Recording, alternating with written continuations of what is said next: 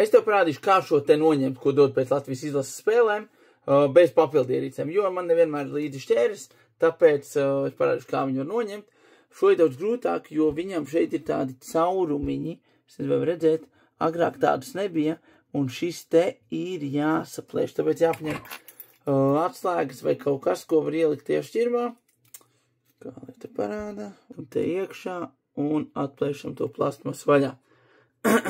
Divi tā to daudz vieglāk izdarīt, bet sanāca. Tā, ir, jā. Tā, redziet, vajag, lai viņš nav caur tiem caurumiņiem, bet šādi joprojām nevarēs dabūt, ko vajag izdarīt, šo te vajag kārtīgi sagriezt, un redziet, viņš tiešām virs pavilkšu, redziet, viņš paliek stingrāks.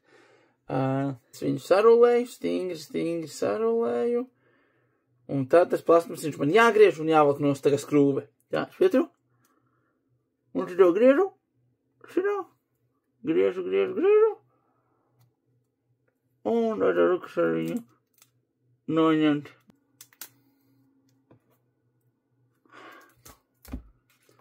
Un nost ir. Un, ja vajag, var ielikt atpakaļ iekšā. Nu ko, tiekamies ceturtajā finālā pret Lietuvu par uzvaru.